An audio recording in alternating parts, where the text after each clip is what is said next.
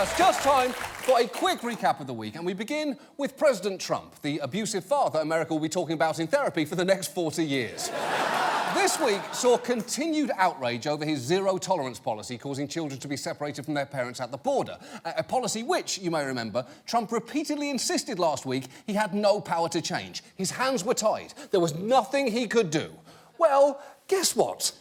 In a rare political retreat, President Trump today ordered an end to the policy of separating migrant families who enter the country illegally.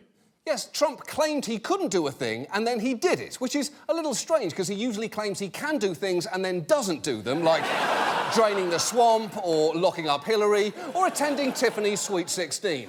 It's been 8 years, Tiff. Time to leave the Radisson. Unfortunately, that executive order has some significant hitches, because while families will now not be separated, that's because they'll be detained together. And under current rules, the children can't be held in detention facilities for more than 20 days, which means less than 3 weeks from now, they could start splitting families up all over again. And remember those 2,000 children who've already been separated from their parents? What exactly is the plan to deal with them? Now the Trump administration has released a general plan for bringing separated families together. But major pieces are still missing, including a clear timeline on just how long it would take and how it would get done. Well, hold on, because those are some pretty major pieces to leave out. In fact, it's all the pieces. How long it will take and how it will get done are the whole plan. That's like a recipe for cake that just says, you're going to have some cake. How was this passed down from your grandmother? I think this is nothing. But as the week went on, perhaps the most notable thing was the lengths that some Trump supporters went to defend the indefensible, from their parents shouldn't have broken the law to the conditions aren't that bad. But it took Fox's Stuart Varney to go with the bold argument of, who gives a shit? If you read the headlines or you watch the evening news today or yesterday or this week at all, it's trade war, it's children in cages. The real big story that affects everybody in America is the success of the president's tax cut package and what it's done for our economy. Wait, why are we talking about this? We should be talking about something else. That deflection technique doesn't really work when the thing you're deflecting from is children in cages.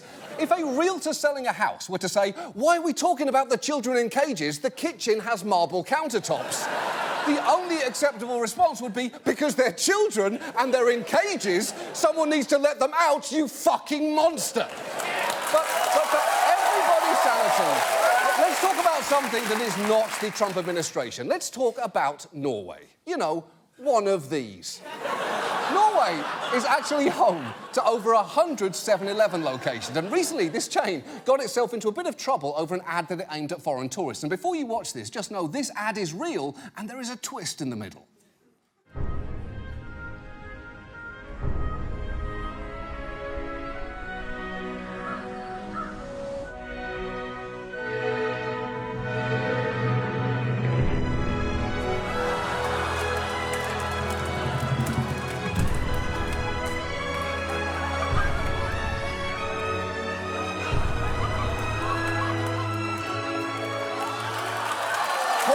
Shit.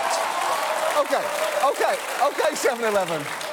You can't just call Norway the land of chlamydia, because that's opening itself up to a class action lawsuit from Las Vegas, Tampa, and the wave pool at every water park. And look, it wasn't just video ads. 7-Eleven even put posters in train stations, and I think I'm in a position to say that is the second most shameless signage-based chlamydia publicity stunt that I've ever seen. And look, the Norwegians who saw those posters were understandably confused. Huh? What? I'm speechless. Not a very good ad for Norway. It's unfortunate that we have to have this kind of thing for a tourist. Is this the reason people come to Norway? Sleeping around? Isn't it places like Thailand you go to for that? Okay, that is a pretty lazy stereotype of Thailand, which is not to say that there are not sexual aspects of Thai culture. For example, did you know that Thai iced tea is just regular iced tea with 4 fluid ounces of jizz poured into it? It's true. It's true. I mean, to be honest, I don't know if it's always true, but it is always true when I make it. That is refreshingly viscous. But But the thing is, Norway does have one of the highest reported chlamydia rates in Europe, and 7-Elevens are by no means the most explicit ads promoting sexual health there. The Norwegian Directorate of Health produced these posters that translate to use a condom on your dick and use a condom in your pussy, which is bold, but also makes it sound like Norwegians had condoms, but were just using them wrong. Like for keeping their jelly beans fresh and waterproofing their dog's paws. But my absolute favourite STD-themed Norwegian ad campaign came from the sexual health charity RFSU, which just a few years ago promoted safe sex in the greatest possible way.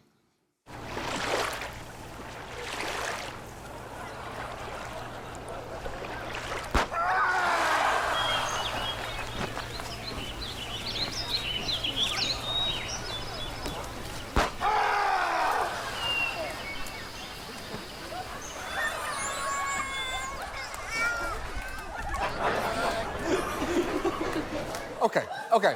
I only have favourite parts of that. First, obviously, the screaming. Why does he need to do that? Those people have just been shot by a giant, sneaky penis. Haven't they been through enough? Second, that tagline translates to, and this is true, penis can surprise you, which just sounds like how an old Russian man hits on you at an airport bar. There may not be much to look at, but penis can surprise you. And finally, I like that when the penis is about to ejaculate, it bends in half so the shaft forms a right angle. And if your penis can do that, please send video proof to sessions.jefferson@usdoj.gov. And look, all joking aside here, let's be serious for a minute. Let's be serious, because practicing safe sex is extremely important. Knowing what we know about reproductive health, it's frankly ridiculous that condom usage is still not universal. You're putting yourself and your future partners at risk, not just for chlamydia, but also for HIV and even cancer. So it's important. Fuck you! You sneaky penis! And now, this. And now, local news is concerned about teens. It is a teen trend doctors fear may be headed to Kansas City. Well, teens chugging hand sanitizer to get drunk. Here's a new trend among teens that you should really hear about. It involves putting lip balm on your eyelids. Teens drinking bleach to pass a drug test. For some reason, kids are snorting Smarties. Smoking Smarties. It's called eye dosing. Fence plowing. The overnight challenge. The hot quill challenge. This may be the first time you're hearing about boozy bears. Eating cotton balls to lose weight. Teenagers snorting condoms. Lisa, just 2 years ago, it's hard to believe, we were talking about a different condom challenge where people fill a condom with water and then have someone else drop it on their head. Some kids are so desperate, they're doing their own dangerous dental work. Moving on. For our main story tonight, let's talk about Mexico. Number 7 on the list of things that Donald Trump is most frightened of, just ahead of Muslims and just behind the concept of self-reflection.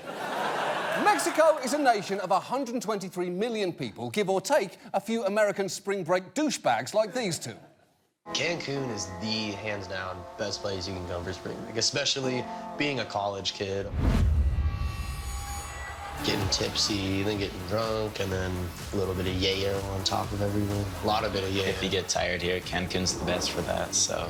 Cool. Now, incidentally, my favourite part of that clip is that in the corner it promotes something called Brain Surgery Live, which I sincerely hope is just a brain surgeon lobotomizing these two bros. But Mexico isn't just a tourist destination. We share a 1,900-mile border, and they're our third largest trading partner, and something massive is about to take place there. It's going to be the biggest election in Mexican history, with positions up for grabs from Mexico City mayor to congressional seats to the top job itself. It's true. Next Sunday, we'll see the biggest election in Mexico's history, which I know probably doesn't mean much to most Americans. It's like saying the biggest mattress sale in Dutch history or the biggest mouse penis in Portuguese history. Great. Their mouse is sort of hung. How does this affect me in any way? But what this actually means is that they could replace their president, their entire Congress, and huge chunks of their state and local governments. And many believe a major shift may be about to take place there because Mexicans are sick and tired of the status quo. Their current president's approval rating sunk as low as 12% last year, and it's become very common for people to shout a particular phrase at him. Yo solamente le quiero decir a Peña Nieto que vaya y rechinga a su putísima madre. Enrique Peña Nieto, chinga tu puta madre. Chinga tu madre, Peña Nieto.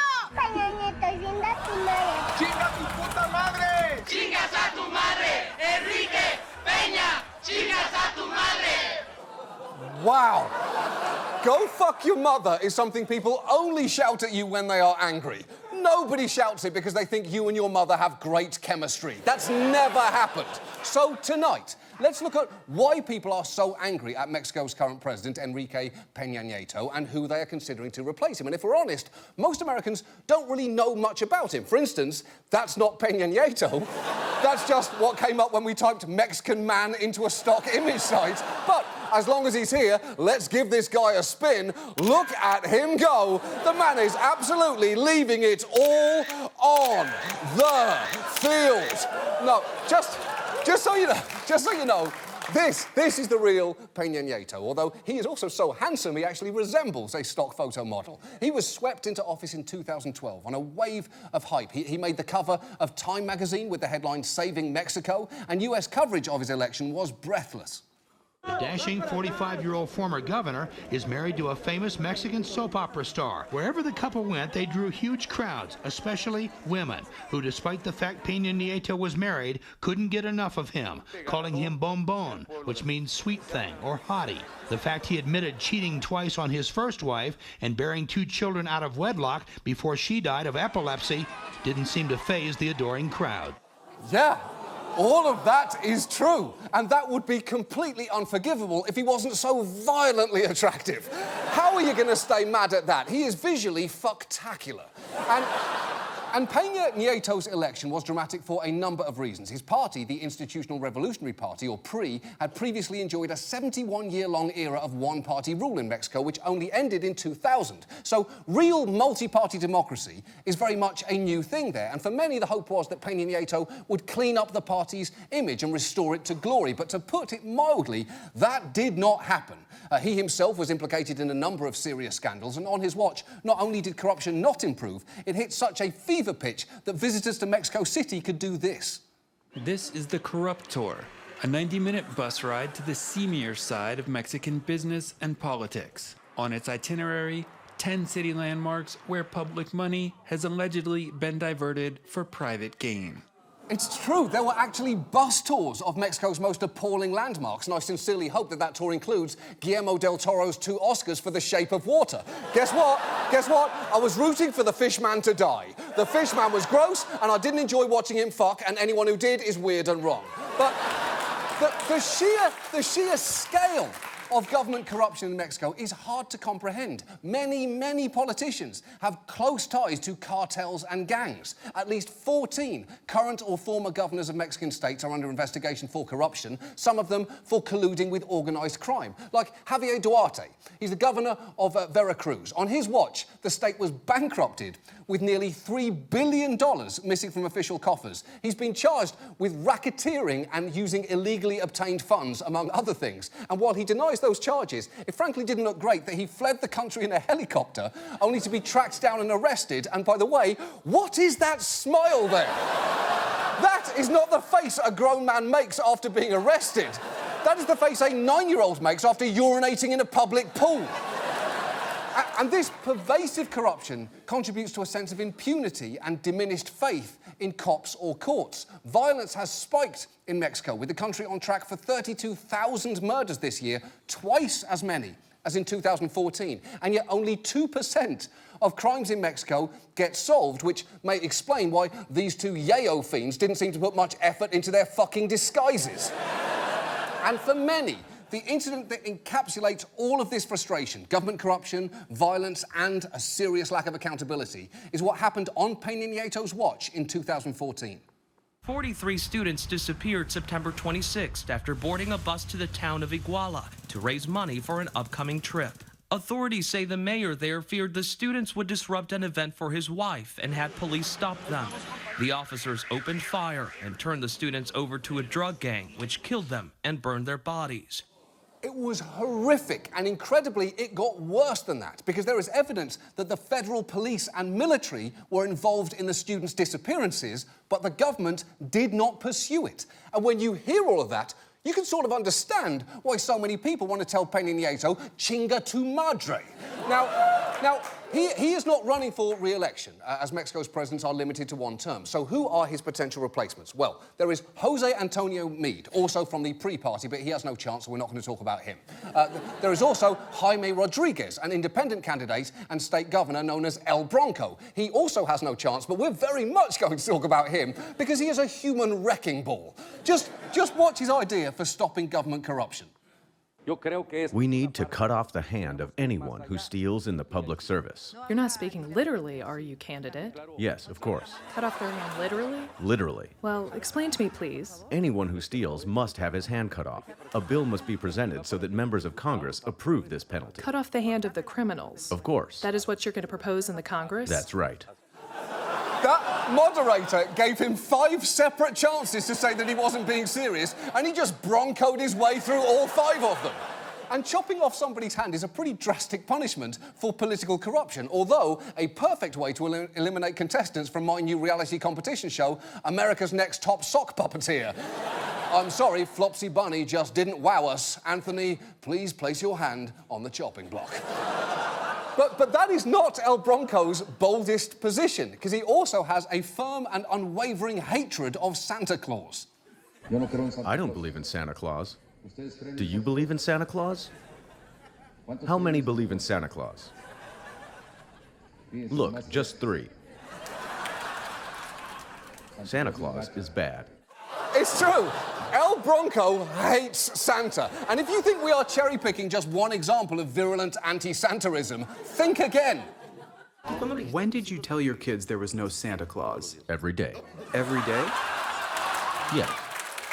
He tells his children every day that Santa is not real. That is harsh. That is so harsh. Wait, hold on, who's that? Hello, boys and girls. It's me, Santa. Sorry to interrupt. Santa, I can't believe you're here. This is fantastic. Yes. I just wanted to tell Mexican presidential candidate El Bronco that I do exist. I bring magic to children all over the world, so that El Bronco is on my naughty list. Now, if you'll excuse me, I must get back to the North Pole. Actually, Santa, I've always wondered, what do you do up there all year when you're not delivering presents? Why, I masturbate, dear boy. I masturbate all day and night. I masturbate and masturbate until my sack full of presents is empty, if you catch my meaning. Why would you say that, Santa? Well, every day is Christmas for Santa when he masturbates. I even do it sometimes when I'm flying on my big red sleigh. I try not to get any on the reindeer, but even Santa's not perfect. This is so different than what I thought meeting you would be like, Santa. Yeah, no, I get that a lot. I'm not sure why. I mean, look at me. I'm very weird. And I love to stroke it till it looks like a candy cane. Please leave! Please leave, Santa! Just Please leave! big and long. Please leave! The hook Please, on the just end. leave, Santa! Leave! Never meet your heroes, ever. Look, the point is, El Bronco is not going to be the next Mexican president. The candidate currently polling second is this guy, Ricardo Anaya, a 39-year-old centre-right wonk. He is known for delivering 20-minute policy presentations that are somehow even more explanatory than the ones on this show. The yellow line shows the behavior of manufacturing employment in the United States. Now, as you can clearly see, it remained steady despite NAFTA. Right. I mean, yeah, on one hand, that was extremely boring, but at least we now know what it would look like if Pitbull went to grad school. Now, clearly, this guy is a bit of a nerd, although he does desperately try to be cool, because he plays a bunch of musical instruments. He plays guitar, he plays ukulele, he plays keyboard, and the coolest instrument of all, the recorder.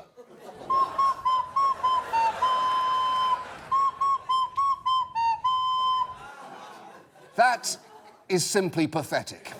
And it is not just me saying that. In Mexico, that clip has unleashed what's been called a tsunami of memes, including videos where people swap in different songs, like this version of Britney Spears' Toxic.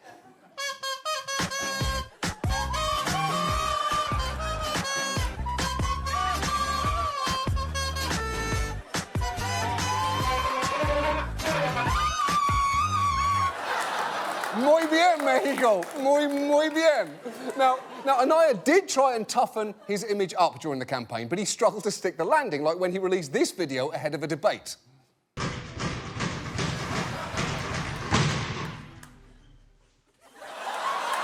What are you doing? Because hitting that speed bag is genuinely impressive, but you then ruined it with that weird smile at the end. It's like someone successfully pulling the cloth from underneath a table setting and then immediately pissing their pants. You were so close. You fucking ruined it, though. But the outright frontrunner and the man widely expected to win this election is Andrés Manuel López Obrador, a populist who often goes by his initials, AMLO. He served as mayor of Mexico City, building a reputation as a man of the people, famously commuting to work in a Nissan Sentra, the vehicle rated meh by J.D. Power and Associates. This is actually AMLO's third time running for president. He lost in 2006 and 2012, not taking that first loss particularly well, because not only did he refuse to accept the results, he held a gigantic alternative inauguration ceremony in Mexico City, in which he was sworn in with a fake sash and declared himself the legitimate president of Mexico. His supporters occupied the city central square for months, and that is ridiculous. When Al Gore lost the 2000 election, he didn't hold a fake inauguration. He just told us we were all going to die and it was our fault. It was just called basic good sportsmanship. Now, look, AMLO's campaign has caught fire this time around because he has tapped into populist anger. He's promised to help the poor and eradicate corruption, and he often rails against the elites and the mafia in power. No vayan a pensar que somos iguales que los políticos corruptos. Solo decirles que llevo más de 40 años luchando por los pobres. Y hasta que muera, voy a seguir luchando por la gente humilde, por la gente necesitada. Look, that sounds great. And you can kind of see the appeal there. AMLO is kind of like Bernie Sanders, but with a better haircut and significantly better Spanish. Washington rescató a Goldman Sachs y a Wall Street de su bancarrota. I honestly think he could have carried 100% of the Hispanic vote if his slogan had been, "Vote for me and I will never speak Spanish again." Now, AMLO's goals may be clear, but the details of how he plans to achieve them can be pretty sketchy. His opponents have attacked him as a dangerous leftist, but journalists who've covered him say it's hard to judge things based on his policy platforms because they're prone to change, often seemingly overnight, and that he often makes big promises while keeping his own advisors guessing as to what he really means. So in that way, he's actually more reminiscent of a Mexican Donald Trump, which I know is a weird image to conjure up, like Orthodox Hitler or jacked Gandhi. The two concepts don't fit well together. But the lack of concrete policy hasn't dampened the excitement around AMLO, whose supporters have made some pretty striking ads. Vengo a recordarles a los políticos corruptos que han gobernado a nuestro país, que han hecho de México una fábrica de pobres. Han matado a nuestros hijos. El tigre no tiene miedo, señores. Y ya despertamos. Holy shit! That is the most terrifying tiger I've seen since the episode of Winnie the Pooh where Tigger ate Eeyore. And was that really a surprise? They're wild animals, Christopher Robin. You can't just keep them in your backyard. It was bound to happen sooner or later. It's not a tragedy. That was inevitable.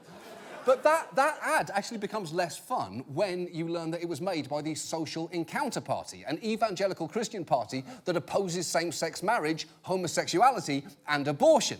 That party is in AMLO's coalition, which kind of speaks to the fact that by being so vague, he can let people see what they want to see in him. So sure, a Christian Conservative party can think that he's on their side, as can the presumably much more liberal people behind this ad, which pitches AMLO as an aphrodisiac.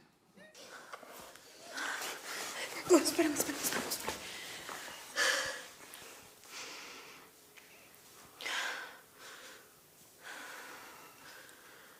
¿Todo bien? Es que voy a votar por Andrés Manuel.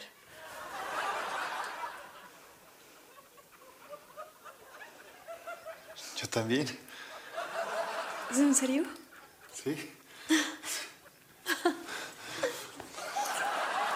Oh my God! That is the most sexually explicit campaign ad since Theodore Roosevelt's famous slogan of "Teddy will make you come." The point here is, while the hope in AMLO is real, the content is a question mark. And it says something about how entrenched the problems in Mexico are and the level of people's dissatisfaction that they seem so willing to take a gamble on him. And look, for much of this piece, we've talked about the problems in Mexico, of which there are many. But that is what makes it all the more impressive that people are putting their lives on the line to solve them. There are journalists tackling corruption, despite the fact that Mexico is the third deadliest country in the world for them to work after Iraq and Syria. And there are honest politicians running for office, even though 120 politicians, including 44 candidates, have been killed during this campaign. In the town of Piedras Negras, an anti-cartel congressional candidate was murdered just earlier this month. But the mayor there is refusing to hide.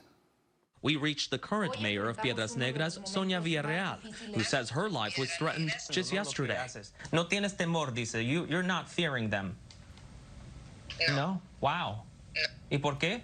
No, mi lucha es contra la delincuencia organizada. O sea, yo no voy a parar ahí. You won't stop. Ni así me amenazan, no voy a parar. Even if it means risking your life. Sí, no importa. Doesn't matter. I mean, that is just amazing. And for the record, I am not that brave.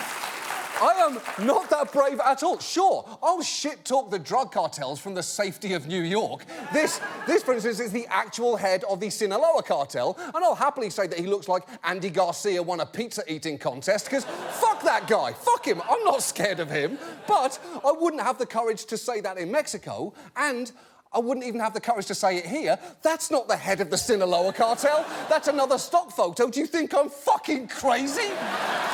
Do you think I'm insane? I'm a coward. The point here is Mexico is on the verge of the biggest election in their history, with a chance to combat endemic corruption that has betrayed its people for far too long. And I sincerely hope the candidates they choose at every level are worthy of the trust that's about to be placed in them, because it's going to take brave, bold work to give that country the change it needs. Santa Claus is not coming to save Mexico. As we learned tonight, that man is very busy. No, please, no, not again. Oh, please, yes, no, I am. No, Santa, don't do this, Santa, please. Don't do what? Vividly describe how I bring myself to climax 364 days out of the year? Why, I tinker in my toy shop, John. I fill my stocking. I polish the North Pole. The elves taught me yoga, and now I can blow myself. No, Santa, no! And now, this. And now, Kathy Lee and Hoda are slowly becoming one. Timing is everything. By the way, it's National Cookie Day. We're talking about Tyra Banks, Tyler Posey, Rachel Fong, Simone Biles, Simon Pegg, Gal Gadot, Gino Vento, Gisando, Joe Manganiello, Ginger Edman, Jordan and Kyle take the aisle. Come on down. Isn't that awesome? Mm-hmm. Barnes and Noble, Ready Player One, Blockers, Get Out. Guys tell all, girl, wash your face. Her face. Thong. And the other one on the other hand. And it fits. Miracle. 80 pounds. Chilling with my snowmies. One pot pork with pickled peppers. Barbara, the music, the memories, the magic. Hungry, hangry. How do we do it day after day? That's our show. Thank you so much for watching. See you next week. Good night.